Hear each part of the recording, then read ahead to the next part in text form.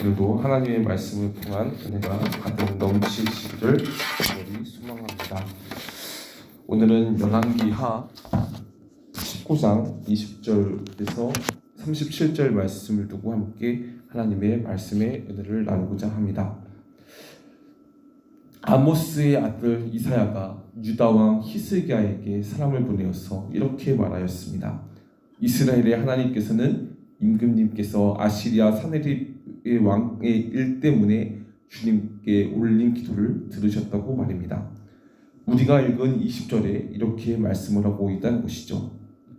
사실 과거 히스기야 왕은 아수르의 사네립 왕의 문제를 두고 하나님께 기도했었습니다. 사네립 왕은 히스기야 왕에게 사신들을 보내어 내가 의지하는 내 하나님이 예루살렘을 아시리아 왕의 손에 넘어가게 하지 않을 것이라고 해도 너는 그 말에 속지 말라고 말하였었습니다. 또한 그동안 아시리아 제국이 얼마나 많은 다른 나라 제국들을 멸하였다는 것을 강조하면서 히스기야 너희의 나라도 그들과 다를 바 없는 나라가 될 것이라고 말하였었습니다. 그러자 히스기야 왕은 주님의 성전으로 올라가서 주님 앞에 편지를 펴놓은 뒤에 주님께 기도를 했었습니다.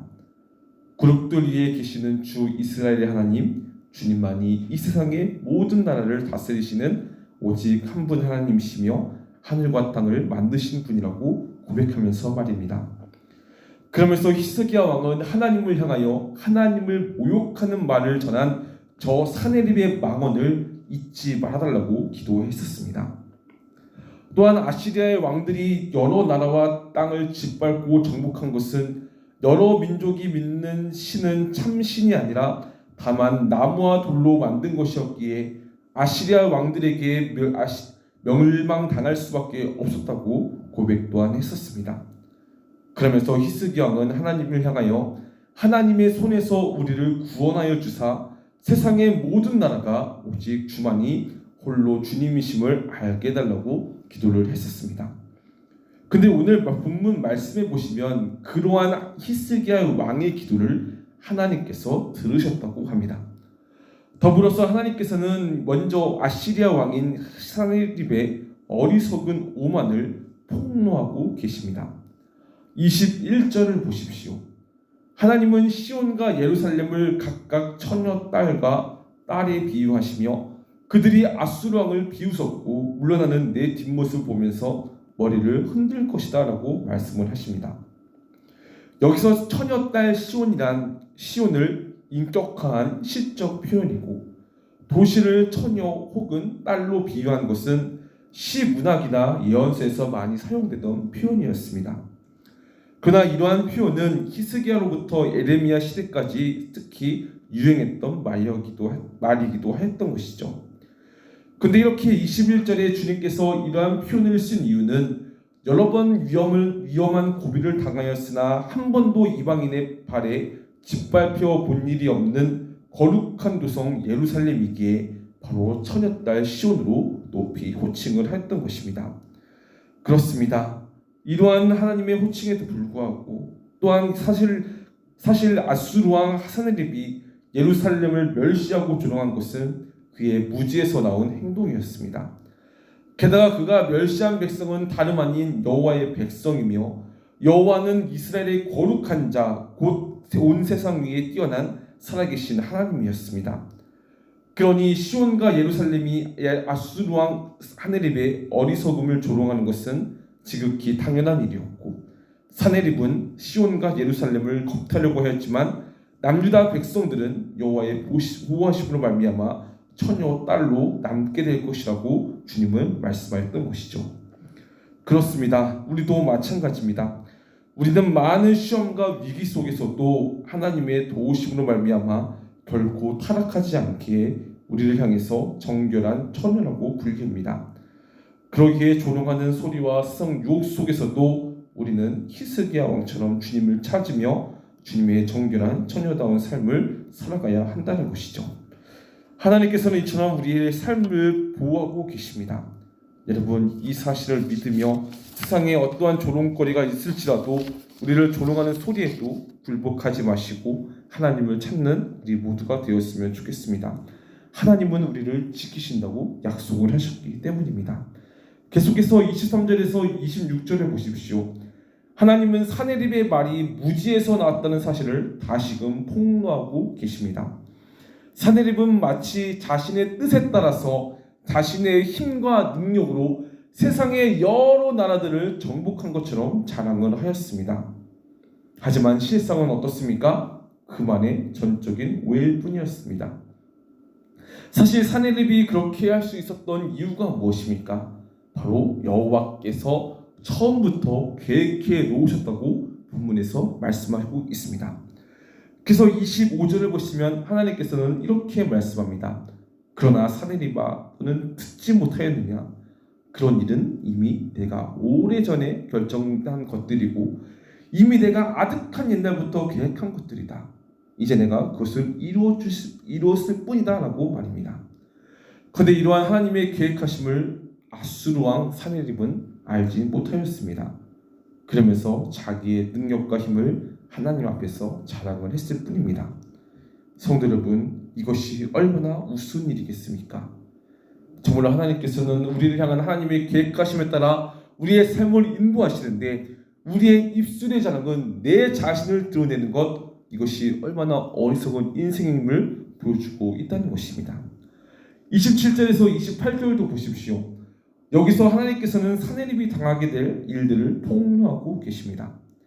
하나님은 사내립이 행한 일을 다 아시며 그가 한 말을 다 들으시고 하셨다고 말씀하십니다. 사실 하나님께서 보지 못하시는 일과 그분이 듣지 못하는 말이 어찌 있을 수가 있겠습니까? 그러기에 사내립 왕은 보시고 들으시는 하나님 앞에서 결코 해서는 안 될 일과 하면 안 된 말을 하였기 때문에 심판을 받을 수밖에 없었습니다. 그러기에 하나님은 28절에 내 입에 재갈을 물려 내가 왔던 그 길로 너를 되돌아가게 하겠다고 말씀을 하였습니다. 이는 사내립이 영락없이 도살적으로 끌려가는 송아지의 모습이 그의 최후가 될 것이라고 말씀하신 것이죠. 이렇게 하나님께서는 아수르 왕 사내립에 대해서 폭로하셨습니다. 그러나 하나님의 말씀은 본문에서 계속해서 이어집니다. 하나님은 유다 백성들을 향한 구원의 메시지도 전하였던 것이죠. 특히 하나님은 징조에 대해서 말씀하시는데 그 징조는 어떤 초자연적인 기적이 아니라 자연적인 현상을 가리키고 있습니다. 29절을 보십시오. 금년에 들어서 저절로 자라난 곡식을 먹고 내년에도 들에서 저절로 자라난 곡식을 먹을 것이다. 내후년에는 백성이 씨를 뿌리고 곡식을 거둘 것이며 포도밭을 가꾸어서 그 열매를 먹게 될 것이다 라고 하나님은 말씀하셨습니다. 이는 지금으로부터 2년간은 전란의 여파로 제대로 된 경작이 불가능하겠지만 3년째부터는 정상적인 경작이 가능해진다는 것이죠. 근데 이 일이 징조가 되는 이유가 무엇입니까? 그것은 바로 하나님께서 자기 백성을 돌보시는 사실을 확인해 주고 있기 때문입니다. 하나님은 30절 말씀에 뭐라고 말씀합니까? 유다 사람들 가운데서 환난을 피하여 살아남은 사람들이 다시 땅 아래로 깊이 뿌리를 내리고 위로 열매를 맺을 것이다 라고 말씀을 하셨습니다. 그러면서 자기 백성을 기다리는 밝은 미래에 대해서 말씀을 하신 것이죠. 그리고 무엇보다도 31절 말씀처럼 나 주의 열심히 이 일을 이룰 것이라고 말씀을 하시면서 모든 일을 하나님께서 직접 이루실 거라고 말씀을 하셨습니다. 그렇습니다. 하나님은 자기 백성을 위해서 열심을 내시는 분이십니다.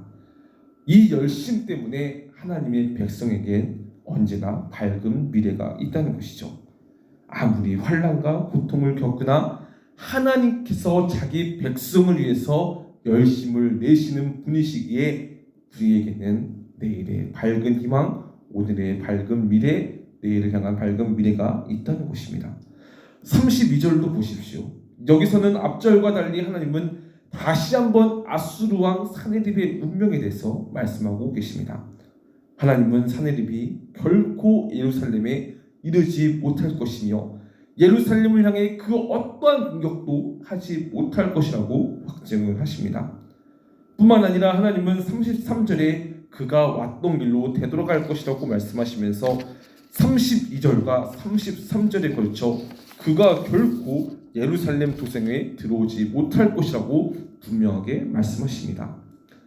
이는 예루살렘의 안전을 하나님께서 확실하게 보장하신다는 것이죠.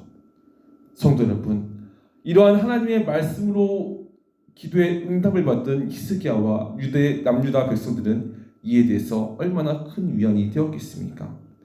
그들은 하나님의 이러한 약속하신 말씀으로 인해서 자신들을 억누르고 있던 모든 무거운 근심과 염려들을 벗어버릴 수 있게 될 것입니다. 그렇습니다. 하나님께서는 하나님의 말씀으로 말미암아 우리에게 응답하여 주사 우리가 가진 모든 근심과 염려들을 벗어버리도록 하시는 하나님이십니다.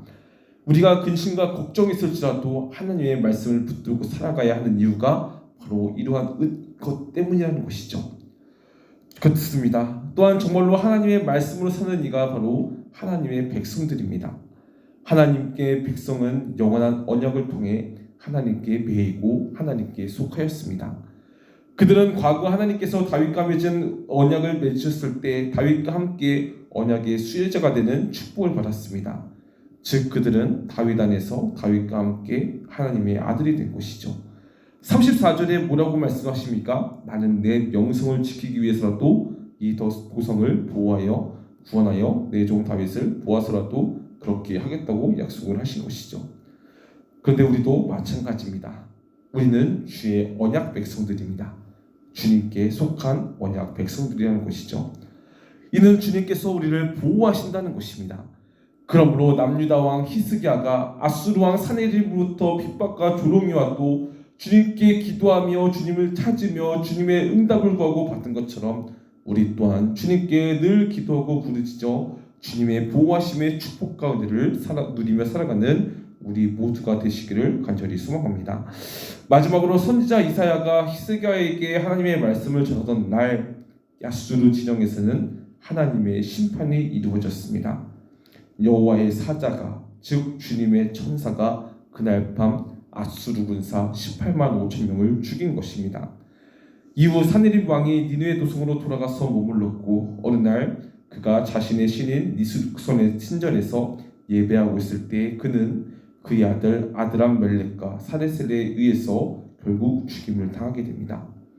성도 여러분, 하나님을 조롱하고 하나님을 믿는 이들을 조롱한 최후가 이렇습니다. 이는 하나님께서는 하나님의 언약 백성들을 보호하시고 은혜를 베풀어 주시지만 그러한 은혜를 힘입어 살아가는 우리는 하나님 앞에서 하나님께 원망하거나 혹은 입술로서 하나님을 향해 조롱하거나 심지어 보고 듣고 계시는 하나님 앞에서 우리의 입술을 바르게 사용해야 함을 또한 알려주고 계시다는 것입니다. 바로 사네립의 죽음을 통해서 말입니다. 정말로 우리는 주님의 보호하심 속에 살아가지만 우리의 입술로는 히스기야 왕처럼 주님께 기도하며 찾는 데 사용하되 사네립 왕처럼 하나님을 적으로 두는 듯 하나님을 향해 막말을 하지 않는 언약 백성이 되었으면 좋겠습니다. 이 말은 우리의 삶이 아무리 힘겹고 어려울지라도 또한 우리가 아무리 좋고 좋을지라도 우리의 입술로는 하나님을 찬양하며 하나님을 높이는 삶을 살아가야 한다는 것입니다. 사네립은 자신이 높아지자 자신의 명성을 자신의 입술로 드러냈습니다. 반면 히스기야는 어떻습니까? 어려울수록 자신의 아픔을 다른 곳에 찾는 것이 아니라 하나님께 나아갔습니다. 이것은 바로 우리의 입술 또한 하나님 향해서 우리가 늘 경건하게 또한 삶을 사용해야 한다는 것을 알려주고 있다는 것이죠. 사랑하는 성도 여러분, 하나님은 우리를 보호하고 계시고 은혜를 베풀어 주시지만 그 은혜 안에 삶을 살아가는 우리가 우리의 입술로 그런 은혜를 찬양하며 살아가는 또한 우리 모두가 되기를 또한 간절히 소망합니다. 말씀 맺고 기도하겠습니다.